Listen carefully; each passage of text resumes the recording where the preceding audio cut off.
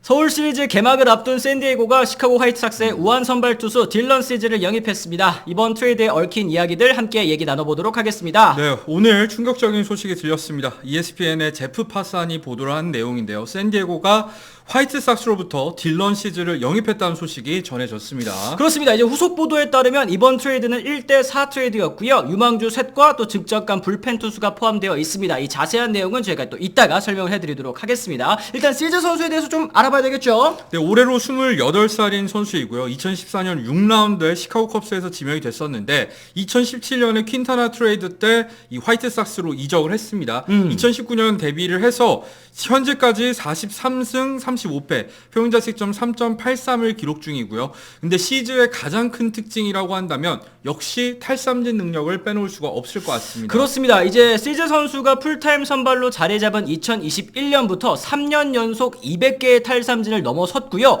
이 기간 동안 헛스윙 유도가 1위라고 합니다. 이게 얼마나 대단한 거냐면 이 기간 동안 1437개의 헛스윙을 유도했는데 이게 게릿 콜, 코빈 번스 이 두 선수보다도 오히려 더 많은 헛스윙을 유도했다라고 하니까 이 배트를 이끌어낸 능력 하나만큼 진짜 탁월하다라고 좀 볼 수 있을 것 같습니다. 그렇죠. 이 90마일 중후반대 강력한 패스트볼을 높게 던진 다음에 낮게 떨어뜨리는 슬라이더를 통해서 많은 탈삼진을 잡아내는 유형이고 커리어 하이는 지난 2022년이었습니다. 이때 14승 8패 평균자책점도 2.20을 기록을 했고요. 184이닝을 던지는 동안 탈삼진이 무려 227개에 달했었는데 이 시즌에 저스틴 벌랜더에 이어서 아메리칸 리그 사 이영상 2위를 차지하기도 했었죠. 그렇습니다. 그러나 단점은 역시 제구인데요. 해당 시즌 그러니까 2022년에도 무려 78개의 볼넷을 내줬습니다. 리그 1위였고요. 지금 사실 샌디에고의 지난해 이런 선수 또 똑같이 있었지 않습니까? 이 블레이크 스넬도 탈삼진도 1위 근데 볼넷도 1위였거든요.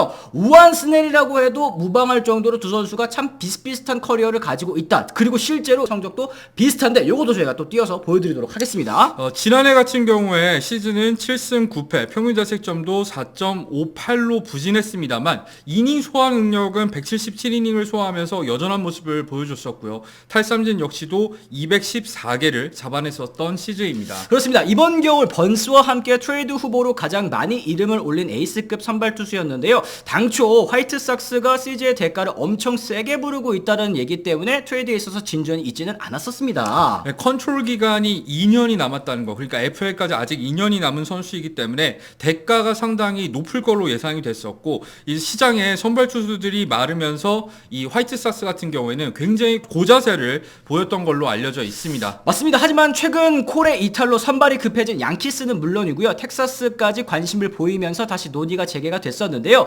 그런데 뜬금없이 영입에 성공한 팀은 샌디에고였습니다. 다크호스였다라는 말이죠. 이번에도 매드맨 프렐러 단장이 또 한번 해냈다라는 생각이 또 드는 것 같습니다. 왜냐면 내준 유망주의 대가를 살펴봤을 때 화이트삭스가 그동안 시즈의 트레이드 대가로 요구를 했었던 이 유망주들에 비해서는 그렇게까지 유출이 커 보이지 않기 때문이라고 할 수 있겠습니다. 우한 선발 투수인 드류소프 그리고 하이로 이리아테 그리고 외야수인 사무엘 사발라까지 거기다 불펜 투수들이 있죠. 이 스티브 윌슨까지 포함해서 4명의 선수를 내줬는데 대가 자체가 그렇게까지 크지 않다는 거 다시 한번 말씀드립니다. 그렇습니다. 23살의 소프 같은 경우에는 지난 소토 트레이드 때 양키스에서 넘어온 선수인데요. 이 MLB 파이프라인 기준으로 했을 때 전체 85위 유망주입니다. 패스트볼 구속 같은 경우에는 92마일가량 빠르지는 않습니다만 주무기, 체인지업, 커터, 슬라이더를 완성도 높게 던진다는 평가를 받았고 지난해 상위 싱글 A, 더블 A를 거치면서 14승 2패 139.1이닝 동안 평균 자책점 2.52 그리고 182개의 탈삼진을 잡아냈습니다. 비슷한 유형으로 비교되는 선수는 공교롭게도 지난해 화이트삭스에서 뛰었었던 지올리토를 꼽고 있는데 사실 패스볼 구속만 조금 늘어난다면 지금보다 이 메이저리그에서 좋은 성적을 기록할 거라는 평가를 받는 선수이긴 하고요. 사발라랑 이리아테 같은 경우에는 각각 팀 내 7위, 8위 유망주입니다. 사발라 같은 경우에는 뭐 컨택 능력은 살짝 약점이 있습니다만 20홈런 20도루가 가능한 자원이란 평가를 받고 있고요. 이리아테 같은 경우에도 제구에 조금 문제를 겪고 있습니다만 패스볼 구속도 최고 96마일 그리고 슬라이더와 체인지업이 상당히 날카로운 선수로 평가를 받고 있긴 하죠. 맞습니다. 여기 이제 직전감으로 사용할 수 있는 스티븐 윌슨까지 또 포함이 됐고 이 불펜이 약간 화이트삭스에서는 당장 필승조 뭐 어디에 따르면은 뭐 마무리로 바로 기용할 수도 있다는 얘기도 나오는 만큼 뭐 화이트삭스가 뭐 받아온 대가 조금 아쉽긴 해도 패키지 잘 긁어 모았다라는 평가들도 좀 있는 것 같습니다. 근데 더 받아올 수 있지 않을까 하는 생각도 드는 거는 사실입니다. 그동안에 화이트삭스가 보여줬던 태도가 너무 완강했기 때문인데요. 그렇죠. 그리고 실제로 이 볼티모어가 오프시즌 초반에 코빈 번스에게 제시한 대가와 비교를 하더라도 살짝 떨어져 보이는 거는 어쩔 수 없는 부분인 것 같아요. 볼티모어 같은 경우에는 디에롤과 조이 오티즈, 그러니까 2023 시즌 기준으로 했을 때 유망주 랭킹 탑 100 안에 드는 끄트머리 정도이긴 하지만 탑 100 안에 드는 선수 2명을 내줬고요. 올해 전체 34순위 지명권까지 내줬기 때문입니다. 그렇습니다. 사실 물론 번스, 시즈 두 선수의 급 차이는 있기는 합니다만 시즌 끝나고 FA가 되는 번스 그리고 1년 더 쓸 수 있는 시즈 이런 걸 또 고려를 해봤을 때는 그 대가 좀 비슷비슷하지 않을까 싶기는 했었는데 실제로 볼티모어가 해당 패키지를 화이트삭스에 예전에 또 제시를 했었습니다만 거절당했고 그걸 또 그대로 이렇게 갖다 놨더니 이것도 번스 내줬다. 조금 화이트삭스 입장에서는 아쉽지 않을까라는 생각도 들기는 합니다. 그랬을 때 저도 처음 트레이드가 일어났을 때는 와 이거는 진짜 샌디에고가 정말 잘한 트레이드라는 생각이 들었었는데 현지 평가는 의외로 그렇지 않은 반응들도 있더라고요. ESPN이라던가 디애슬레틱의 전문가들 평가 보면은 뭐 샌디에고를 조금 높게 평가하는 전문가도 있었습니다만 반대로 화이트삭스가 트레이드를 잘했다는 반응도 의외로 많아서 저는 놀랐습니다. 이런 걸 고려했을 때 지난해 시즈의 부진이 어쩌면 시즈의 진짜 실력일 수도 있겠다라는 평가를 현지에서는 하고 있을지도 모른다는 생각이 드네요. 그렇죠. 뭐 어떻게 보면 이게 시즈의 적정가라고 보는 입장들도 있는 것 같고 지난해 부진으로 가치 자체도 좀 약간 좀 떨어졌다라고 이제 보는 입장도 있는 것 같고 여기에 추가적으로 화이트삭스가 사실 지금 시즈 갖고 있어봤자 뭐 하겠습니까? 그렇죠. 이 방향성에 있어서도